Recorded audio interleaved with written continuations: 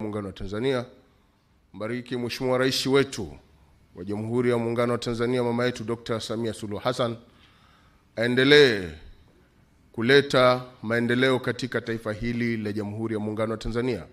Wabariki viongozi wote, waandamizi na watendaji wote wa shughuli ya serikali yetu hii adhim. Allahumma inna da'awnaka kama amartana. Mwenyezi Mungu, hakika sisi tunakuomba kama ulivyotuamuru tukuombe na wewe utatujibu. Fastajib du'aana kama wa'tana, tukubalie na utuitikie maombi yetu. Na yote tutakayoyafanya leo kama ulivyotuahidi Mwenyezi Mungu, innaka la tukhlifu al-mi'ad, hakika Mwenyezi Mungu huendi kinyume na ahadi zako unapoahidi. Na wewe ukitaka jambo ya Rabbal Alamin unasema kun fayakun, kuwa na linakuwa. Wa sallallahu ala sayyidina Muhammad wa ala alihi wa ashabihi wa sallim, walhamdulillahi rabbil alamin. Naomba tumshukuru kwa makofi kwa huduma hii nzuri. Mheshimiwa Rais wa Jamhuri ya Muungano wa Tanzania, naomba sasa nimkaribishe Baba Askofu Profesa Yohana Masinga, Askofu Mkuu, ili aweze kuja kutoa sala.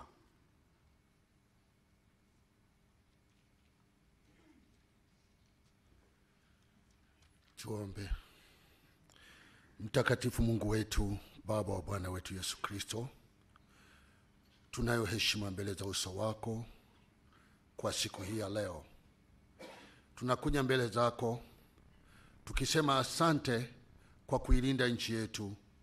Asante kwa kumlinda rais wetu wa Tanzania, Mheshimiwa Dr. Suluhu Hassan.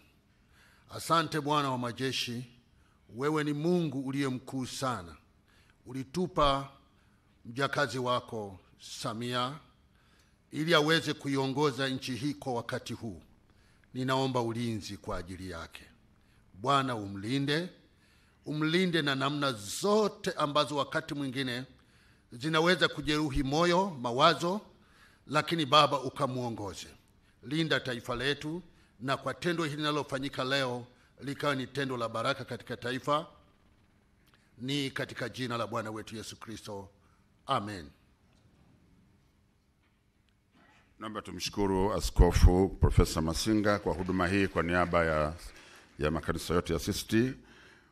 Mheshimiwa Rais, naomba sasa ruhusa yako nimkaribishe Mheshimiwa Padre Rafael Maligite, Katibu Mkuu wa Jimbo Kuu Katoliki la Dodoma na mwakilishi wa Baraza la Maaskofu Tanzania.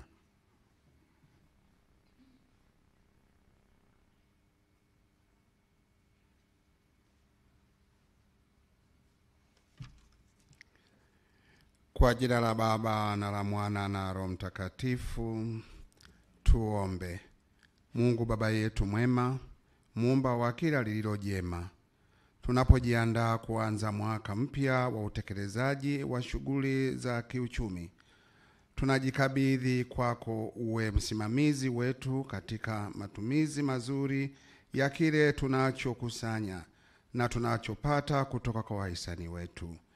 Mpe rais wetu Dr. Samia Suluhu Hassan afya njema katika kuliongoza taifa letu. Wajalie hekima na busara makamu wa rais Dr. Philip Mpango na waziri wetu mkuu Mheshimiwa Kassim Majaliwa, ili wawe washauri wema kwa rais wetu. Wajalie mawaziri wote wasimamie wizara zao kwa weledi. Tunakuomba Mungu Mwenyezi, viongozi wetu wanaosimamia shughuli zote kuanzia mikoa hadi vijiji watende haki kwa wale wanaowasimamia. Tunaomba hayo kwa njia ya Kristo Bwana wetu, kwa jina la Baba na la Mwana na Roho Mtakatifu. Naomba tumshukuru kwa makofi mengi. Asante sana. Mheshimiwa Rais wa Jamhuri ya Muungano wa Tanzania, baada ya sala hizo, sasa ni wakati wa kupata maelezo ya awali, lakini pia na ukaribisho na kufanya utambulisho mfupi wa viongozi mbalimbali ambao wamekuja. Wahenga walisema unapotaka kuzungumza na watu ni vema ukawafahamu ni akina nani na ni watu wa namna gani. Utakuwa na nafasi nzuri ya kuzungumza nao. Kwa hiyo kwa heshima kubwa naomba nimkaribishe katibu wetu mkuu katika wizara yetu ya fedha na mipango, Mheshimiwa Daktari Natu Maamri Mwamba aweze kuifanya kazi hiyo. Karibu sana.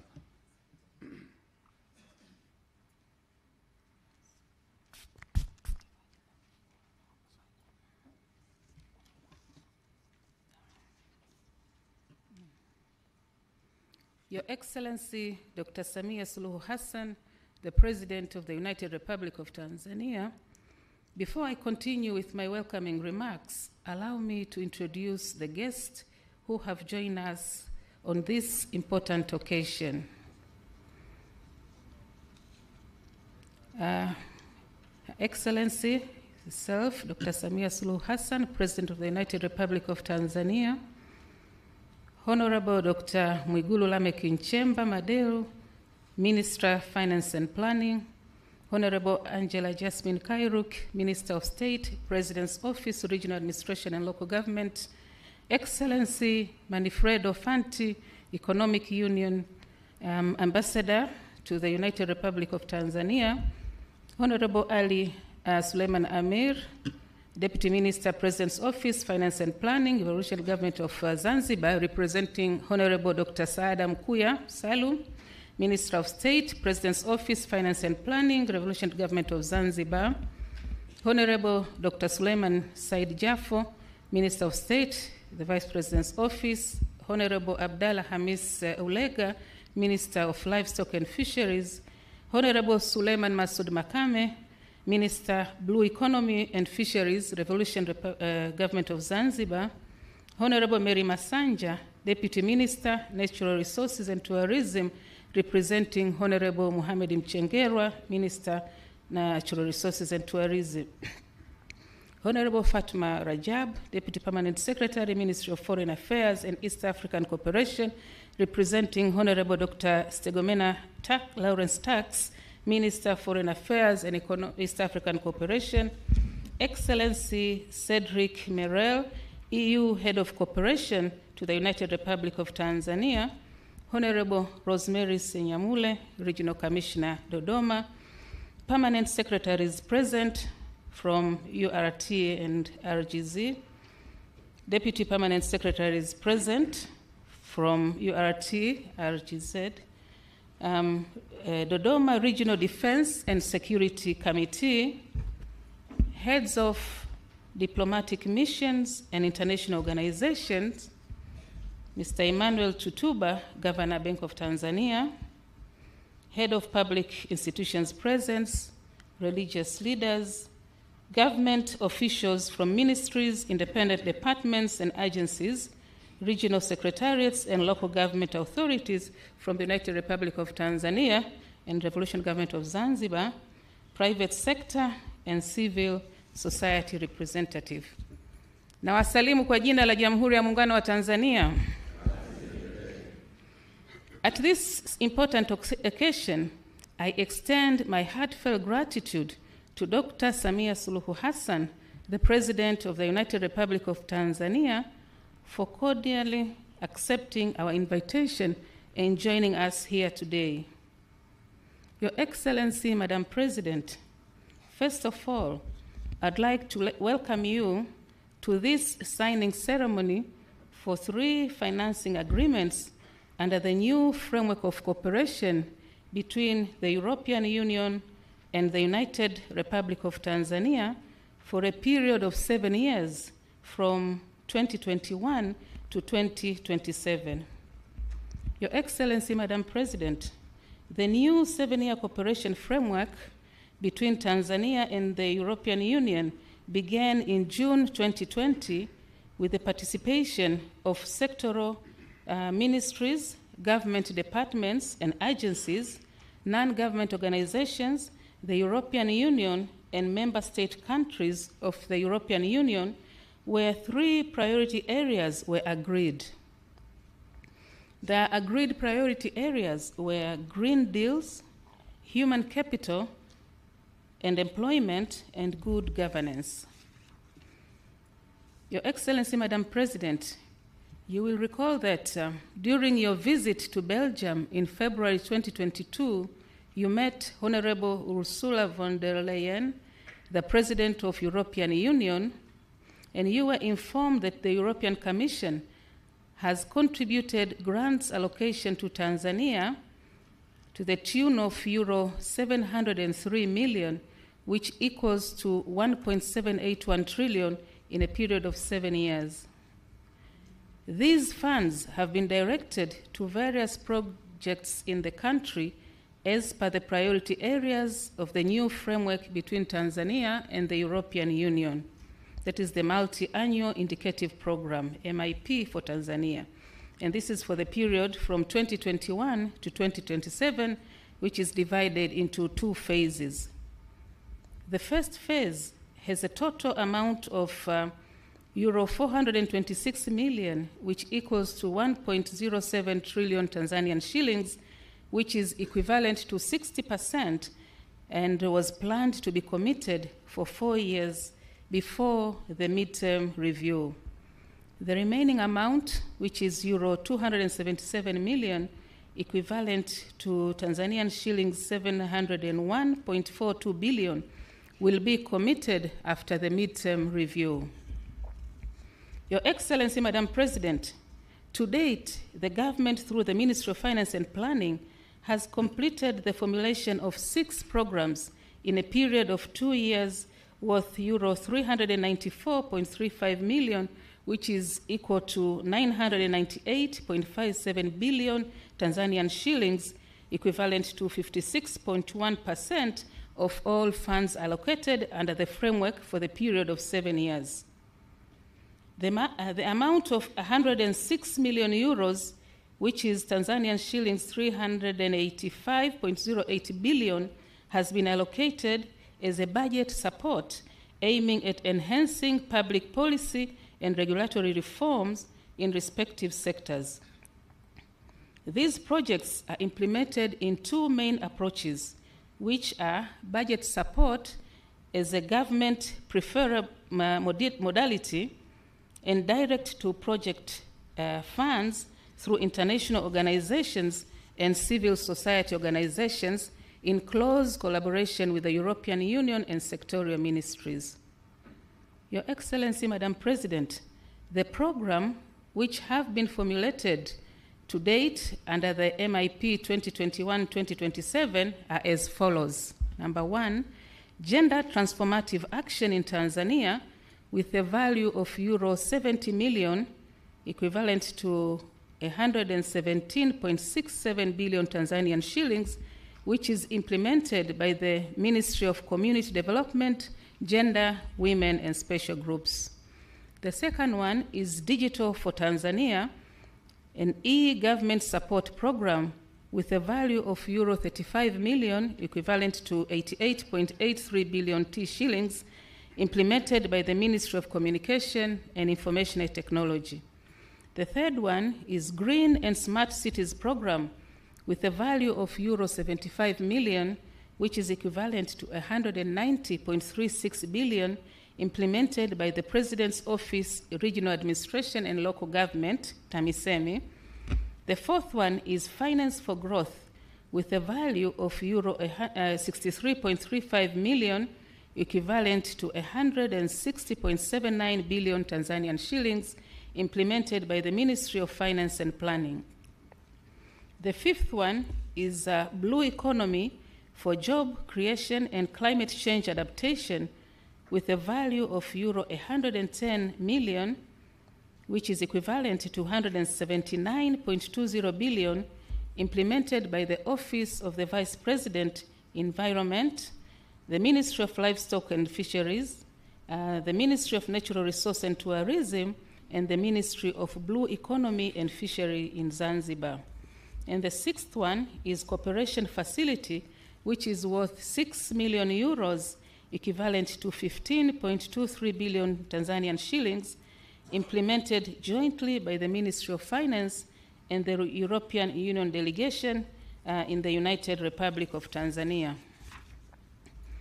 Your Excellency, Madam President, in terms of disbursement of the budget support fund As I speak, the government has received a total of euro 21 million, equivalent to 53.30 billion Tanzanian shillings, under the financial year 2021-2022.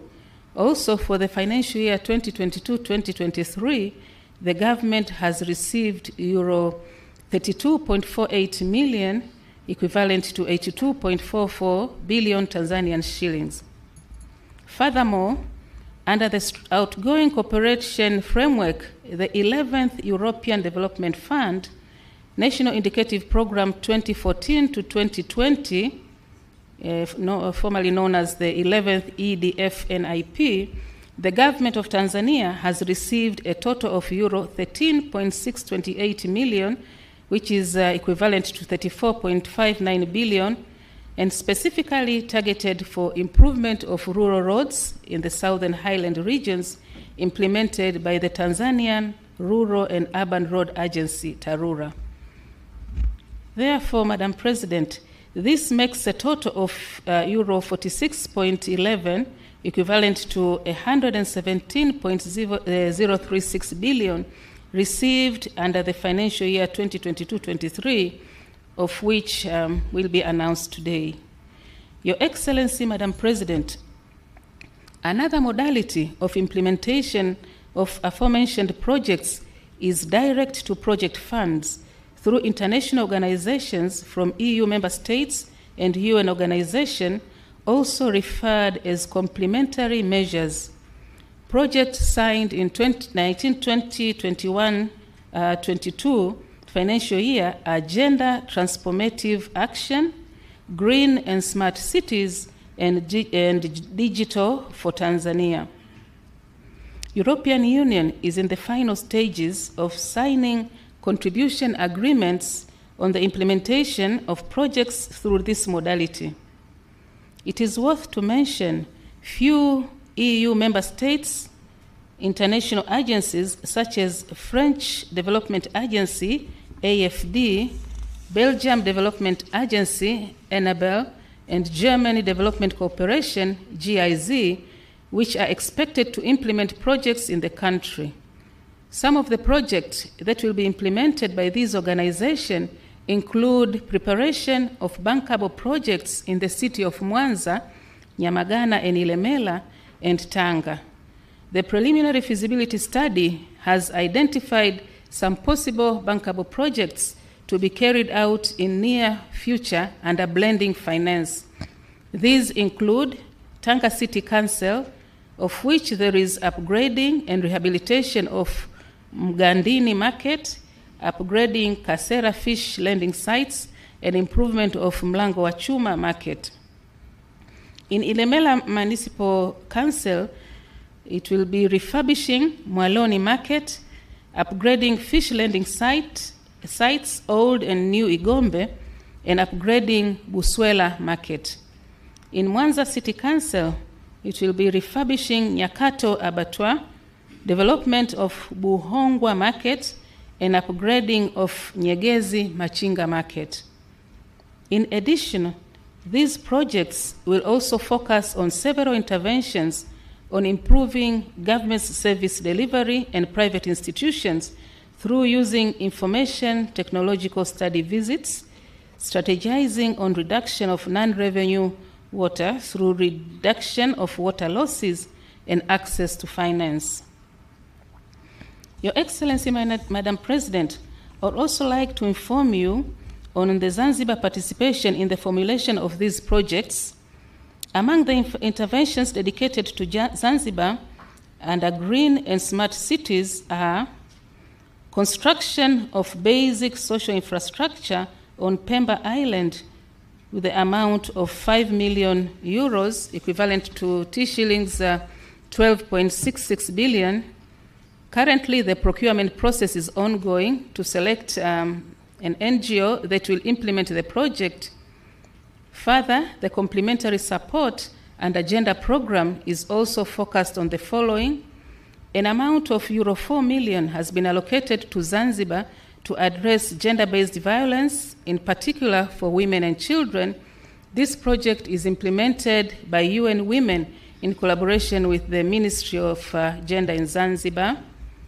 An amount of euro 20 million has been allocated for Zanzibar and mainland to enhance women economic empowerment through productive social safety net programs implemented by TASAF and SIDA. An amount of euro 6 million is allocated to support financial institutions such as Impact Fund to contribute directly through local finance institution and also indirectly through the financial sector business environment to increase women access to finance, promoting green and digital opportunities. Other funds amount to euro 5 million has been allocated for enhancement of women participation in leadership and decision-making processes. These funds aim to promote equitable social norms, attitudes, and behavior, promoting gender equality and fostering at community and individual level. Under the new program of Blue Economy and Finance for Growth, an amount of euro 78 million and euro 33.35 million is allocated for complementary support respectively, where discussions are still ongoing on the interventions to be implemented in Tanzania mainland and Zanzibar. Your Excellency, Madam President, today we will sign 3 financing agreements for programs formulated in the year 2022. These are Blue Economy for Job Creation and Climate Change Adaptation, euro 110 million, Finance for Growth, euro 63.35 million, and Cooperation Facility, euro 6 million. These projects aim to improve the public finance ecosystem and booming blue economy sector in the country. In addition, as mentioned above, EU will today announce the funds disbursed for budget support. Your Excellency, Madam President, let me conclude by assuring you that the government will continue to work closely with the European Union to strengthen our historical and long-term cooperation ties. The strengthening of our cooperation with the European Union will continue stimulating development in various economic sectors and social services and provide employment and business opportunity for all parties. In addition, the government of the United Republic of Tanzania commits all measures to ensure successful implementation of the respective programs to achieve the intended benefits to the public. Madam President, I thank you for all your attention. Thank you very much.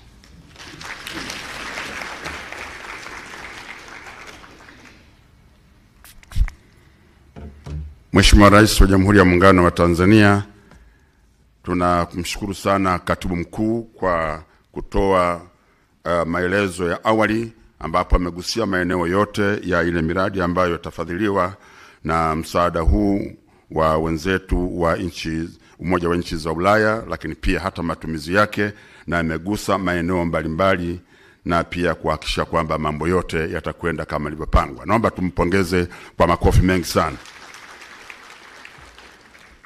Mheshimiwa mgeni rasmi, naomba sasa kwa heshima kubwa nimwalike kiongozi wetu wa ujumbe huu wa nchi za Umoja wa Nchi za Ulaya, Mheshimiwa Balozi Manfredo Fanti, aje atoe maelezo.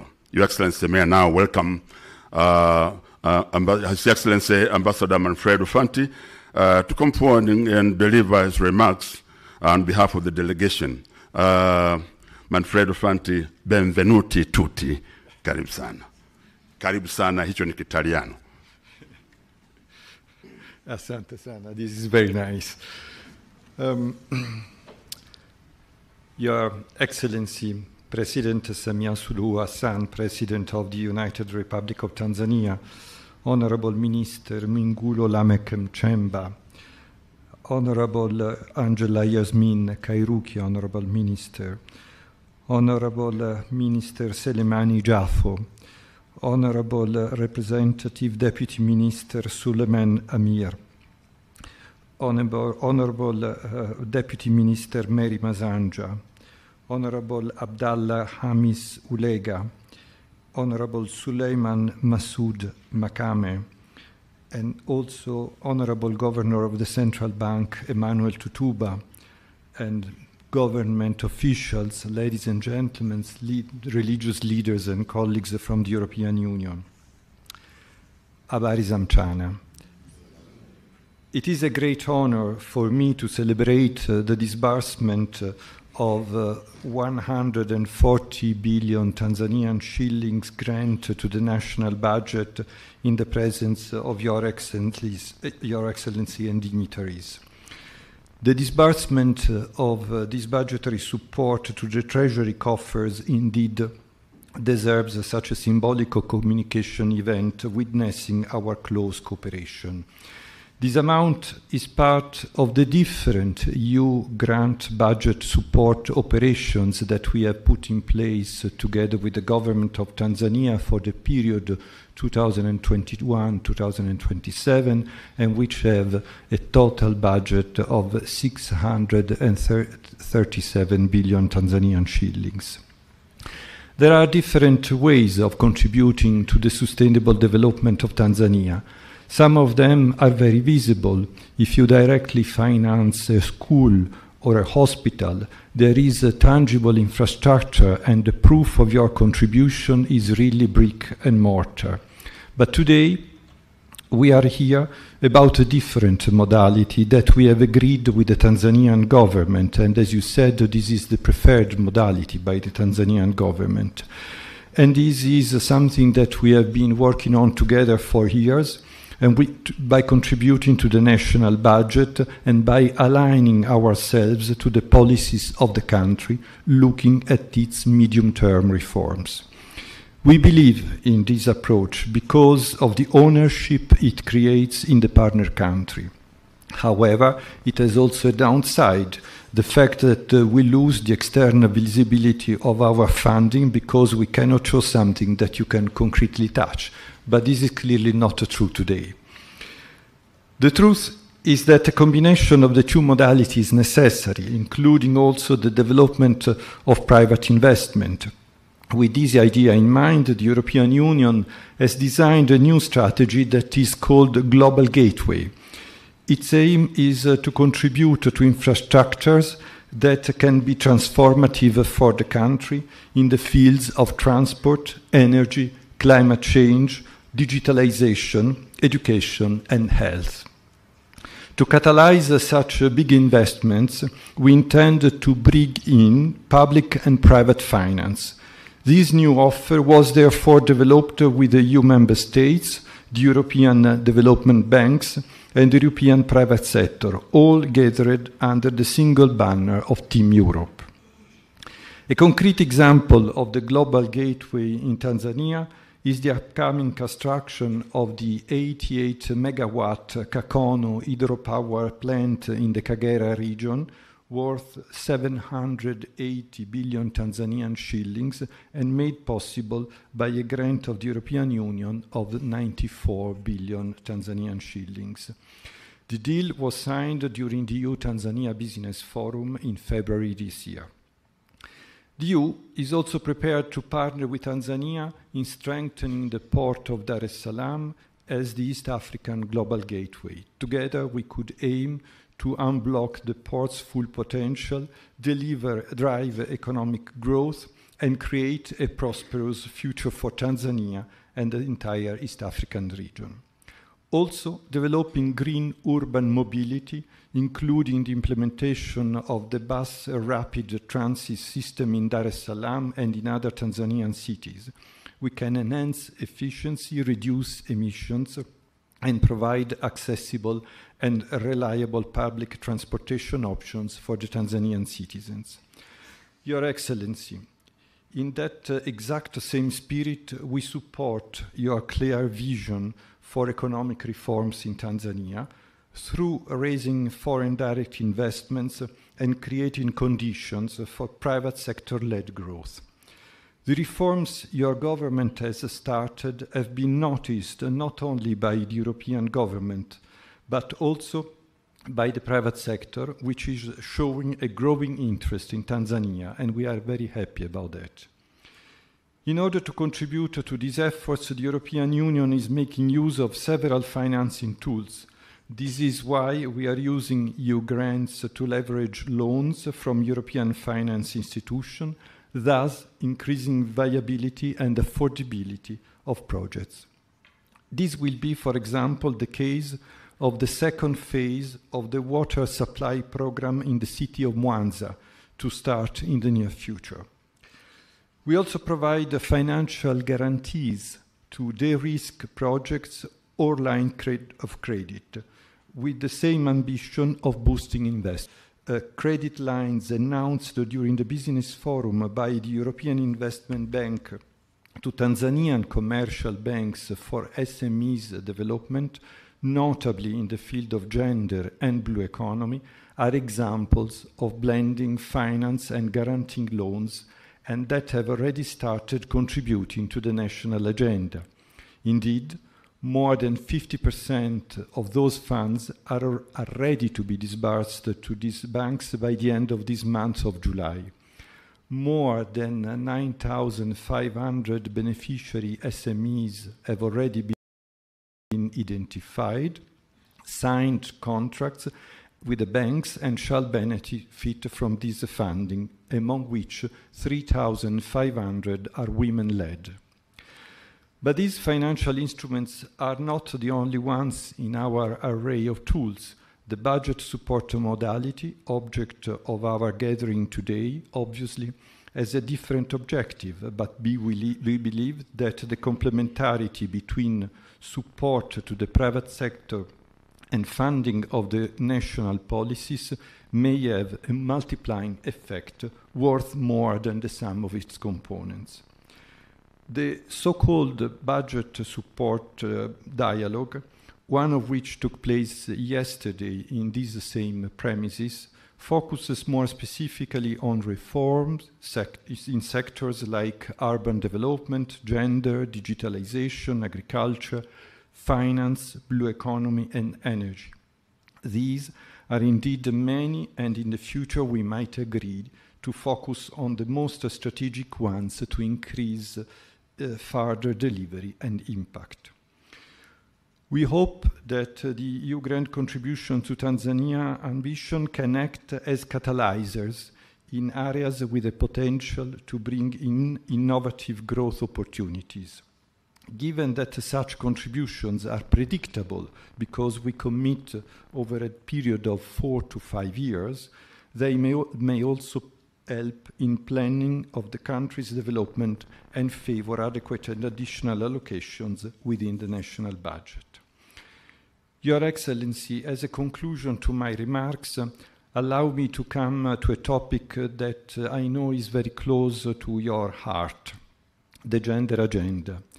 I congratulate you on the reform drive in this field. From school readmission policies to the formulation of the Generation Equality Forum program, your country is in the forefront of a new era for girls and women. With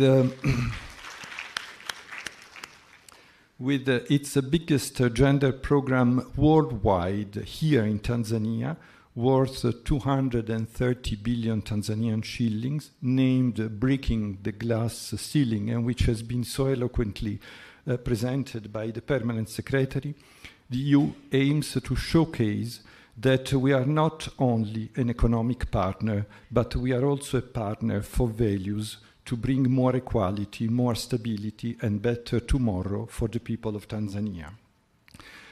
So, if I can conclude my remarks with a personal touch, I would like to say that we have been mentioning a lot of figures, a lot of billions of Tanzanian shillings, but what is also very important in what we do together is the human links that we are creating between us, the fact that we have such a good dialogue among us and that we are creating a friendship, and this we value very much. And then my very final word is to say that, as you know, I have come to the end of my mandate. I will be leaving this country very soon after 4 unforgettable years in Tanzania. And if it is sad to leave Tanzania, it is at the same time very good that I leave it with a sense that we have been doing a lot of positive things together. And one of these is, for instance, what we are doing here today. So I thank you very much for the brilliant cooperation that you have extended, not only to me, but to the people who are sitting there and who are really committed to work for Tanzania. Thank you very much for your attention, Mheshimiwa.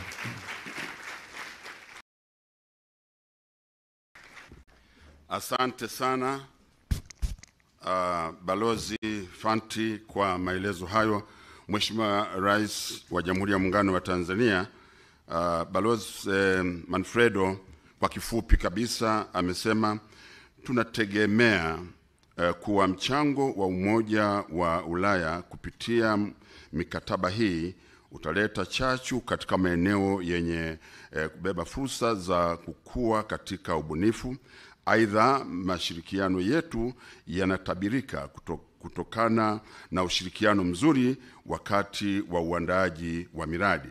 Balozi Fanti pia amesema ametoa pongezi kwa juhudi za Mheshimiwa Rais wa Jamhuri ya Muungano wa Tanzania Daktari Samia Suluhu Hassan katika mabadiliko ya kisera yanayolenga kuleta usawa wa jinsia. Aidha, Umoja wa Ulaya kupitia mradi wa Breaking the Glass Ceiling wenye thamani ya euro milioni 90 au bilioni 230 za Tanzania wanaunga mkono juhudi za Mheshimiwa Rais wa Jamhuri ya Muungano wa Tanzania. Hapa tumshangilia sana kabisa. Lakini mwisho, kwa unyenyekevu mkubwa, anasema anaondoka Tanzania na moyo mpana na kuamini kuwa Tanzania itafikia malengo yake ya maendeleo. Aidha, anashukuru kwa ushirikiano mzuri ambao umezaa matunda mazuri. Naomba tumpongeze sana. Nirudie kusema Your Excellency, benvenuti tutti, karibu Tanzania. Mheshimiwa Rais wa Jamhuri ya Muungano wa Tanzania, kwa mujibu wa ratiba yetu sasa ni wakati wa wewe Mheshimiwa Rais kushuhudia uwekaji wa saini kwa mikataba hiyo mitatu. Na ili hayo yatendeke, naomba nimtambulishe kwako wakili msomi Zawadi Maginga. Yeye ni mkurugenzi msaidizi wa sheria Wizara ya Fedha, ndiye atakayeongoza itifaki pale. Kwa naomba sasa ni mwalike katibu mkuu wetu wa wizara hii ya Fedha Mipango, Dr. Natu Mwamba, tafadhali naomba usogee. And also may I invite His Excellency Ambassador Manfredo Fanti to join the Permanent Secretary in signing the 3 contracts. And each contract will be signed separately. You will exchange the contracts and you'll show to His Excellency the President and show the public, and that will be the order for the 3 projects. Mradi wa kwanza ambao wanaweka saini ni uchumi wa blue, ambao una thamani ya euro 110 au shilingi 279.20 bilioni za Kitanzania. Sasa utasaidia katika kuleta mabadiliko ya tabia nchi katika pwani zetu za Tanzania bara na kule Zanzibar. Kwa hiyo wanaweka saini na tuwe tunawaombea taratibu, kwa sababu mambo haya ni mazito na mazuri. Wanabadilishana kwa utulivu mkubwa, halafu watamuonyesha Mheshimiwa Rais wa Jamhuri ya Muungano wa Tanzania kwamba kweli tulichoahidi tumekitenda. Naam, wanasimama sasa. Wanamuonyesha Mheshimiwa Rais, makofi mengi sana.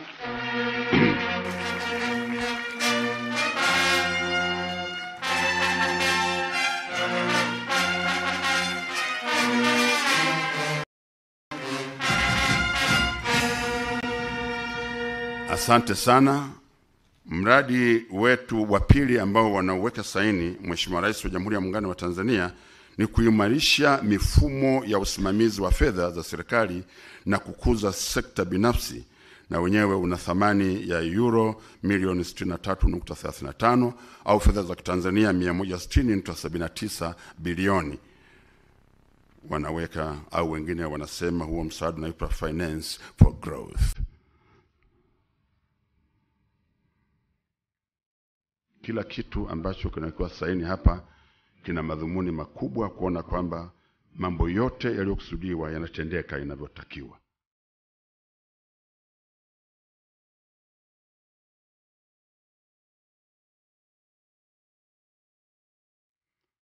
Naam, wamemaliza, wanamwonyesha Mheshimiwa Rais tena. Naomba tuwapigie makofi mengi kabisa.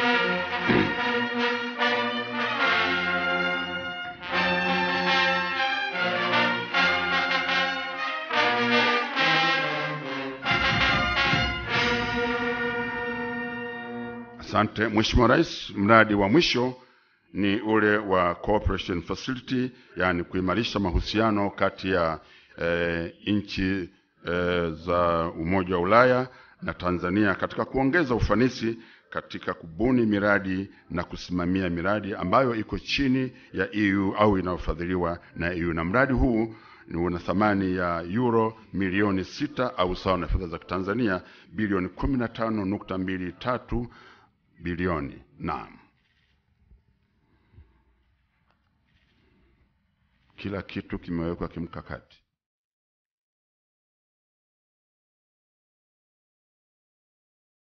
Naam.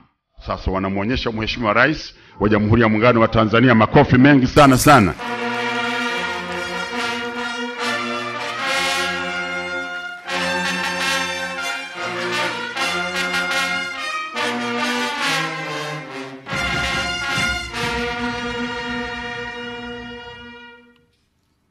Naam, baada ya kazi hii nzuri, naomba tena tuwapongeze kwa makofi mengi kabisa kabisa. Maana kama Mheshimiwa Rais anapiga makofi, maana yake mambo yamefika mahali pake.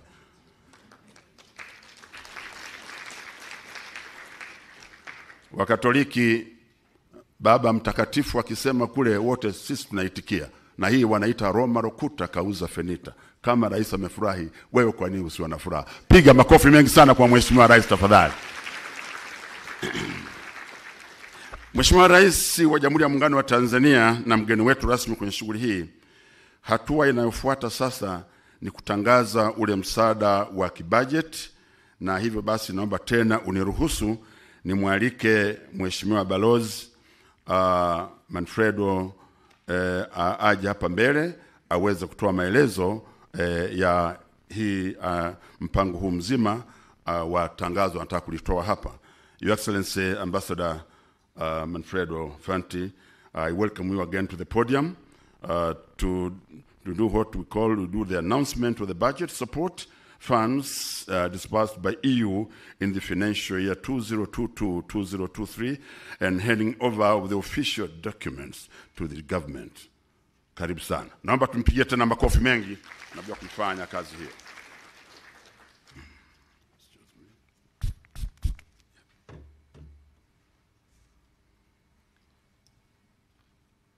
Thank you very much. Well, I'm very happy to announce that in the framework of our cooperation programs between the month of June and July, we have disbursed an amount corresponding to 140 billion Tanzanian shillings. And I said that this is just a part of our overall operations that will continue also in the coming years. So this is something that we are proud of because it is a result of a deep dialogue on policies with the government, and I thank you all very much for that. Thank you very much.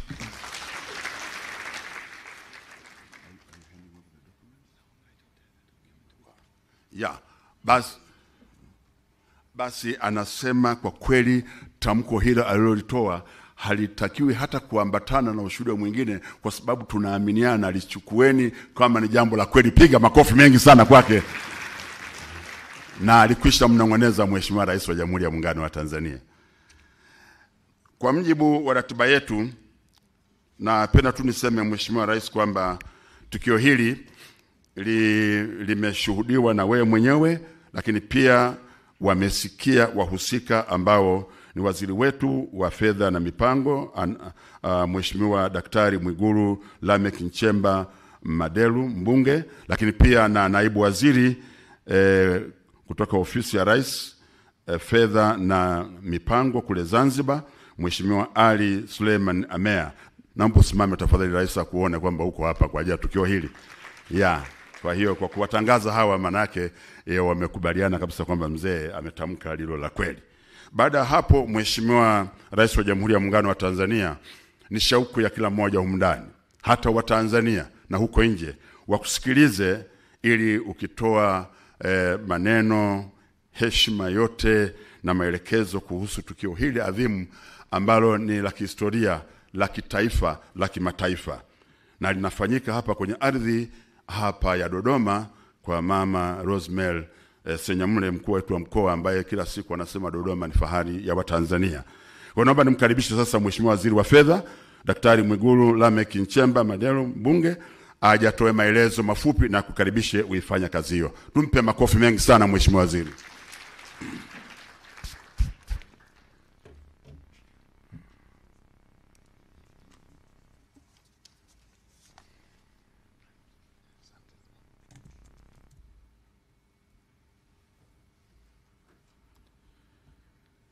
Your Excellency, Dr. Samia Suluhu Hassan, President of the United Republic of Tanzania, Your Excellency, Manfredo Fanti, EU Ambassador to the United Republic of Tanzania, my comrades, ministers and deputy ministers here present, both from the mainland and the Zanzibar, I recognize you all, permanent secretaries here present, Governor of the Bank of Tanzania, Madam Regional Commissioner, and all government officials here present, Excellencies, heads of diplomatic mission and international organizations, representatives from the private sector and the civil societies, my beloved religious leaders, my comrades from security organs, members of press, ladies and gentlemen, na wasalimu kwa jina la Jamhuri ya Muungano wa Tanzania. At this important occasion, may I extend my sincere gratitude to you, Madam President, for accepting our invitation and joining us here today. I would like to take this opportunity to thank you in a special way for your tireless efforts to make it possible for our country to work with development partners in the development process. Madam President, you have unlocked a lot of negotiations and pending discussions which were hopelessly stuck for quite a while. And surely, you have become a cornerstone in rebuilding a healthy relationship with our development partners. And we can attest that for we whom we are from the Ministry of Finance. Your Excellency, Madam President, Tanzania and European Union have fostered an exceptional bilateral relationship over 48 years. Throughout the years, our ties have flourished and the EU has remained a close and steady partner to Tanzania. Under your presence and leadership on the Sixth Faith Government, we have witnessed remarkable achievements including Tanzania and the EU that have signed a new cooperation framework for multi-annual indicative program for Tanzania covering a period of 2021-2027. This framework signifies our commitment to collaboration and development with EU, with a resource envelope of 703 million euros, equivalent to 1.9 trillion. And these have been allocated in a 7-year period, which represents over 77 million euros compared to the previous national indicative program that was between 2014 to 2020. Madam President, during your tenure, we have also strengthened our relationship with European Investment Bank, which has been instrumental in financing development projects, Notably, we can mention the disbursement of $12 million out of $67.87 million for improvement of regional airports, which includes the Kigoma Airport, the Tabora Airport, Bukoba Airport, Sumbawanga, and the Shinyanga airports. The disbursement of around 10 million euros for the Lake Victoria Water and the Sanitation Program, bringing a concessional loan to a commitment of over 45 million euros to Tanzania. The reopening of opportunities for the European Investment Bank to support Tanzanian private sector, which has been your target every time, to the private sector, including commercial banks. The government has given a no objection to the European Investment Bank to advance soft loans to commercial banks, and this includes over 100 million to NMB, 150 million to CRDB, 20 million to KCB, and 7 million to EcoBank, and they are specifically directed to SMEs, women, and youth. Your Excellency, Madam President, today again marks yet another significant milestone for our partnership as we witness the EU's commitment to supporting the implementation of the second year of a multi-annual indicative program for Tanzania. As you have witnessed the signing of the 3 programs, the Blue Economy, Finance for Growth, Cooperation Facility, which collectively valued at 179.3 million euros, equivalent to over 455 billion Tanzanian shillings.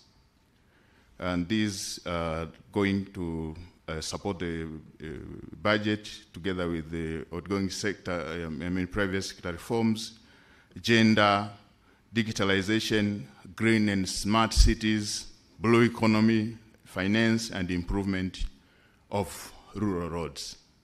And for my people who have been quiet for a while, let me say in Kiswahili, mama upewe maua yako. And without wasting time, it is now my honor to warmly welcome you, Madam President, the President of the United Republic of Tanzania, to address this esteemed gathering. Mheshimiwa Rais, kwa unyenyekevu mkubwa, karibu sana. Yeah, naomba wote tusimame tafadhali, tumpigie makofi Mheshimiwa Rais, tumpe maua yake kama alivyosema Mheshimiwa Waziri. Ni heshima kubwa kabisa kabisa. Tanzania oye. Naomba tukae. Okay.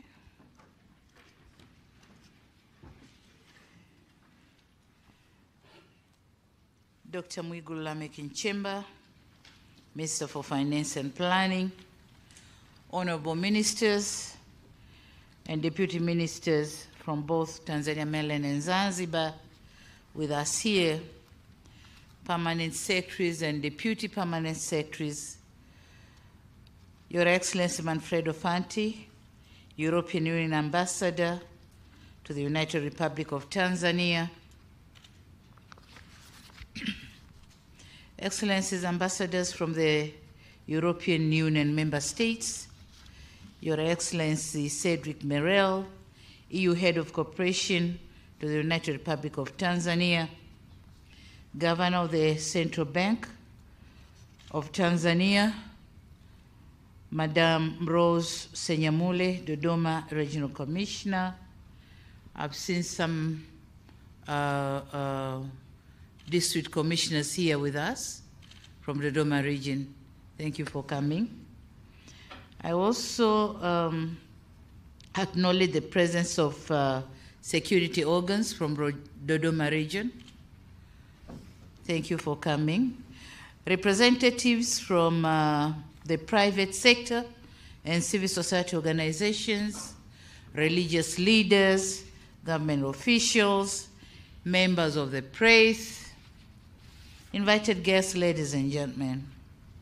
It is another great day for Tanzania, and indeed a great pleasure for me to be invited to this important event to witness the signing of 3 financial agreements between the government of the United Republic of Tanzania and the European Union in support of our national budget.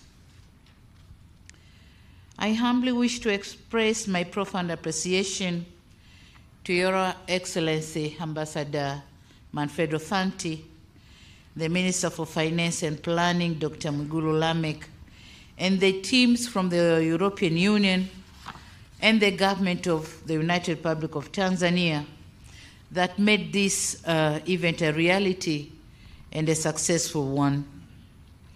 This grant will significantly contribute to an accelerated implementation of development programs in our country. Excellencies, ladies and gentlemen, during my visit to Brussels in February last year, 2022, I had a chance to engage in discussion with the President of the European Commission, Her Excellency Ursula von der Leyen. I'm delighted that one of the outcomes of that visit was the formulation of programs which have triggered this second disbursement of 46.11 million euro, following the first disbursement of 21 million euro dished out in June last year.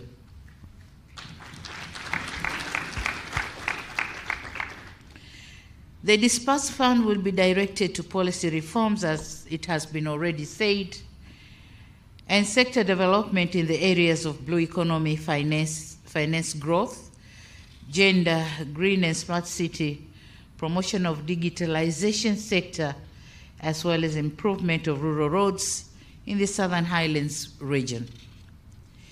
Your Excellency, Ambassador Manfredo Fanti, kindly convey our gratitude to Her Excellency Ursula von der Leyen for this big support. Excellencies, ladies and gentlemen, for decades, the European Union has been one of our strategic partners in development and an inspiration in our quest to pursue progress and prosperity for our people. This is testified by the amount of financial support that has been extended to Tanzania.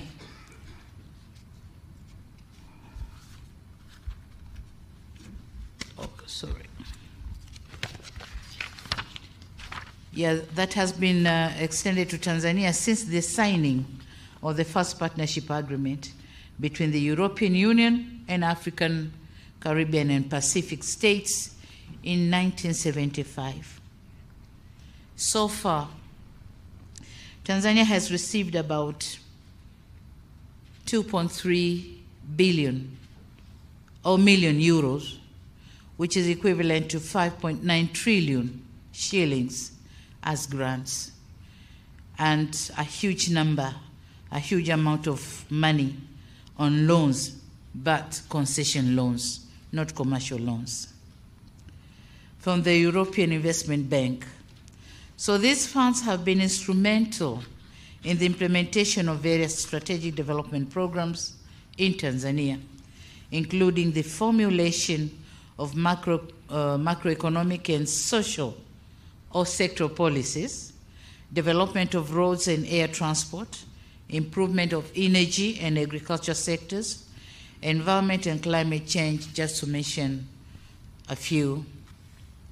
These are projects implemented under the Cotonou Partnership Agreement, CPA, of which the government of the United Republic of Tanzania considers with high regard. We say thank you so much.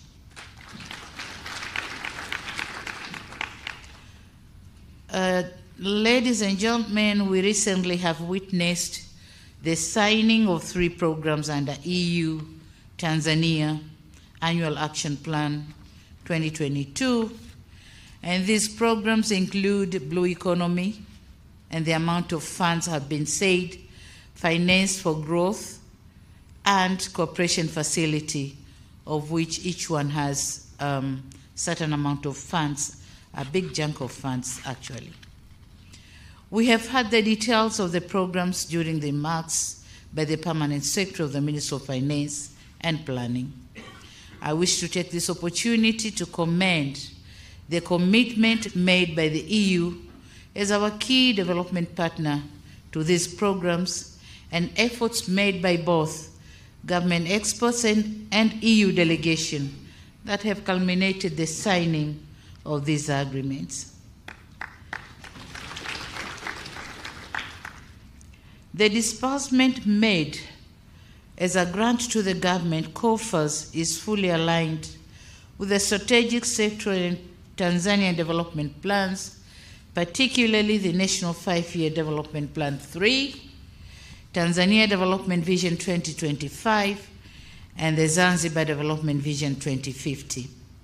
The programs will also complement the theme for the financial year 2023-2024 as adopted by the East African Community, which says accelerating economic recovery, climate change adaptation and mitigation, and enhancing productive sectors for improved livelihoods.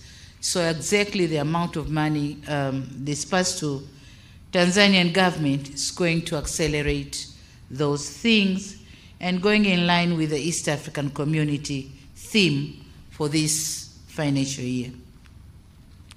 Invited guests, ladies and gentlemen, earlier today I had a chance to meet His Excellency Ambassador Manfredo Fanti, who is about to end his tour of duty as the head of EU delegation to Tanzania. We very much appreciate his outstanding leadership.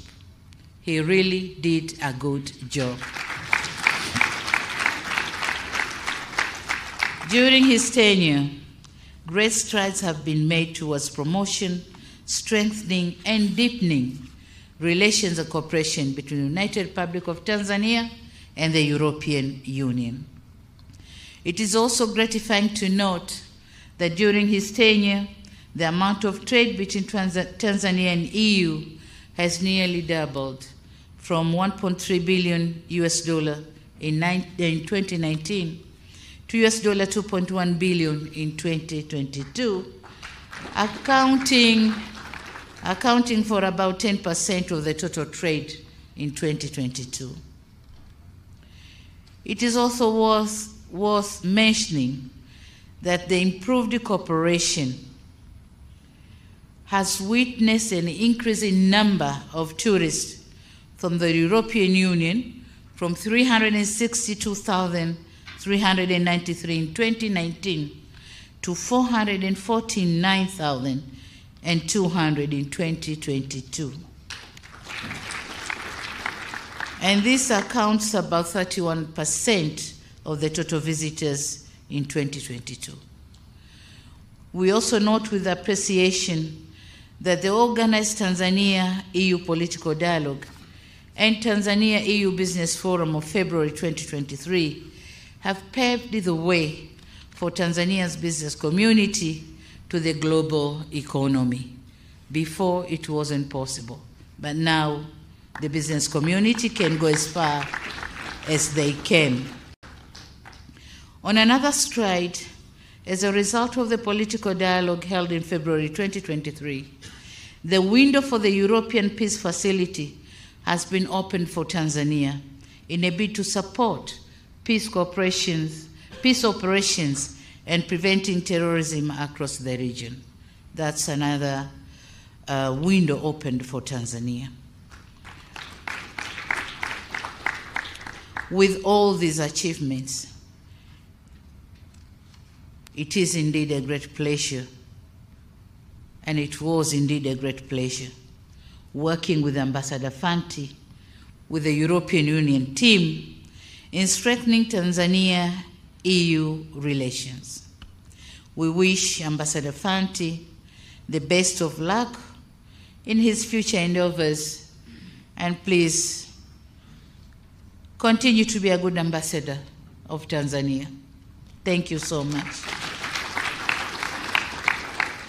During our discussion, he left me with 5 issues to consider, and they are regional and national.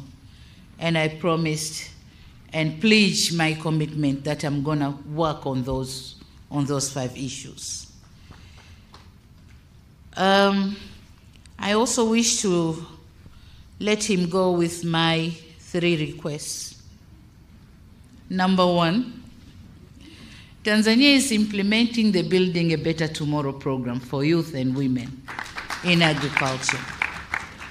So we are expecting to use the Tanzania Agricultural Development Bank and the Tanzania Investment Bank to fund the youth and women involved in these projects. So my humble request is for the EU to consider the addition of 2 other banks, the Tanzanian Agricultural Development Bank and the Tanzania Investment Bank in the lending and loans program, which has benefited some other banks. Number 2 is my humble request for the completion of the ongoing process on the new partnership agreement between EU and OCP. And I'm requesting this because my government needs to know the new framework of the cooperation so that we get prepared. So I would like to see the agreement signed and my government get ready for the new cooperation under the new framework. And number 3, just looking for the possibilities of adding Mwanza Airport in the Airport and Roads project. Because Mwanza is becoming a hub of the ICGLR zone. Yeah, so being a hub, we need an international airport. Historia. Naam. Namba mtokea upande ule kule. Makatibu wakuu, karibuni. Na manaibu katibu wakuu.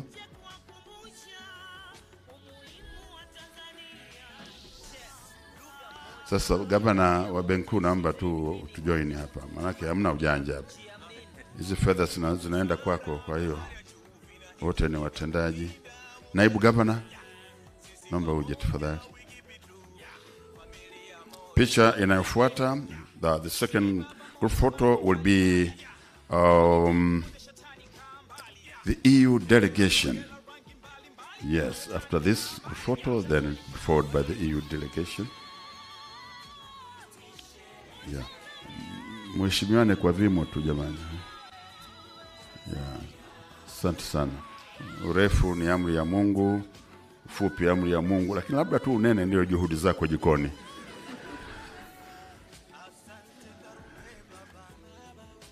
Asante, naomba mtokee kushoto kwangu huku kwangu enam. Now the EU delegation.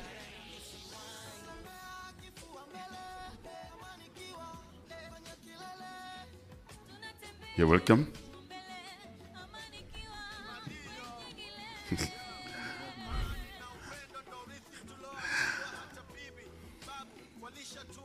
Yeah, please. Make sure all distinguished ladies are flanked. Yes. Joe? That's very good. Now this is the EU delegation. Picha inayofuata ni viongozi wa dini. Naomba mjiandae mje hapa tafadhali.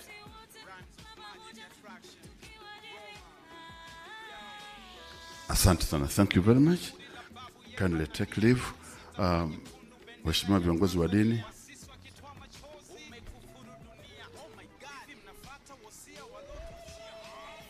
Viongozi wa dini wanatusaidia sana kwenye magumu wapo, kwenye mazuri wapo. Hii ndio inavyotakiwa namna hii.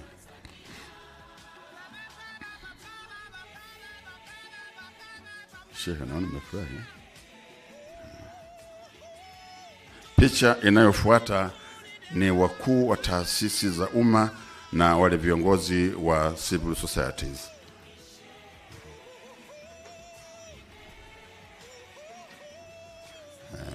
Kama mko wengi tutagawanya kidogo tutaona.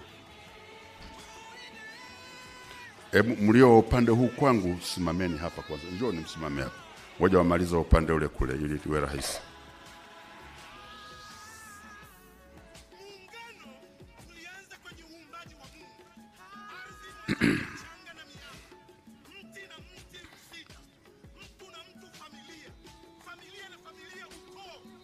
Naomba sogea kidogo hapa Masu.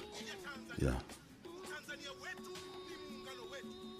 Sasa naomba mfurahi kuwa mashirika mambo mazuri, halafu picha inaonekana mmekasirika, itu sio mzuri. Mko serious kweli? Hii ndio ninavyotakiwa namna hii. Yes. Asante, naomba mtokee kule kulia, please. Naomba bechi ya pili. Karibuni. Mheshimiwa Rais, nilifuatwa hapa na watu wa civil societies. Sisi nikamwambia mmo tu kwa sababu haya mambo yote yanatuhusu wote. Naomba msogee kule mbele kadu. Naona hapa kwa Mheshimiwa Rais watu hawataki kuondoka.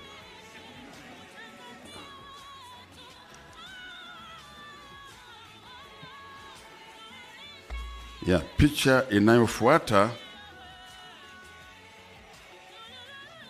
Asante, naomba tutokee kwangu huku. Picha inayofuata sasa, Mheshimiwa Mkuu wa Mkoa, wakuu wa wilaya na kamati yako ya ulinzi na usalama, tafadhali.